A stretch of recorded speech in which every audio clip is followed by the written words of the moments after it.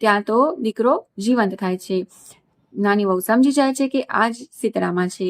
તે માતાને પગે પડે છે અને ભૂલની માફી માંગે છે. તલાવડીઓના દુઃખનું તે નિવારણ પૂછે છે તો માતા કહે છે કે ગયા જન્મમાં તે શોક્યો હતી. તે રોજ લડતી રહેતી હતી અને કોઈને છાસ પાણી આપતી નહીં. તેના લીધે જ એમનું પાણી કોઈ પીતું નથી. તું એ પાણી પીજે તો એમનો દુઃખ મટી જશે.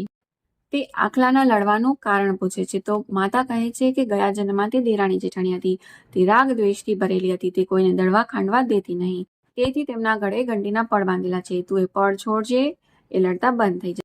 નાની વહુ આશીર્વાદ લઈ ઘર માટે પાછી નીકળે છે. ત્યાં તેને રસ્તામાં 2 આખલા મળે છે. તે તેમના દુઃખનું નિવારણ કરે છે અને પાછા વળતા આગળ તેમને ત્યાં તલાવડીઓનું પાણી પીએ છે અને તેમનું દુઃખ દૂર કરે. ઘેર આવી સાસુ છોકરો જીવંત જોઈને ખુશ થઈ જાય, પણ તેની જેઠાણી મનોમન બળતરા કરે. આ રીતે ફરી 1 વર્ષ બાદ શ્રાવણ માસ આવે છે અને જેઠાણી ચૂલો સળગતો મૂકી દે છે. રાતે સીતરામા આવે છે અને ચૂલામાં આડોટે છે ત્યારે તેમનું આખું શરીર દાઝી જાય છે. તે ફરીથી મોટી વહુને શ્રાપ આપે છે કે જેવું મારું શરીર બળ્યું તેવું તારું પેટ બળજો. માતાના શ્રાપને લીધે તેનો દીકરો બળીને ભડથું થઈ જાય છે. તે પણ નીકળે છે સીતરામાને શોધવા.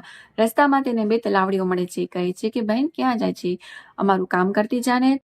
મોટી વહુ કહે છે કે દેખાતું નથી, મારો દીકરો મરી ગયો છે, હું સીતરામા પાસે જાઉં છું. એમ કરી તે આગળ નીકળે છે. આગળ રસ્તામાં તેને 2 આખલા મળે છે.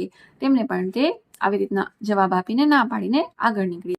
આગળ એક ઝાડ નીચે ડોસીમાં માથું ખંજવાળતા મળે છે. તે ડોસીમાં તેને કહે છે કે બહેન જરા મારું માથું જોતી જાને.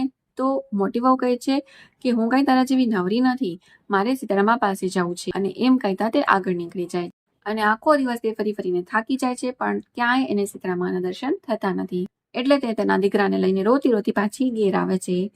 હે સીતરામા, તમે જેવા દેરાણીને ફળ્યા તેવા સૌને ફળજો. જય સીતરામા.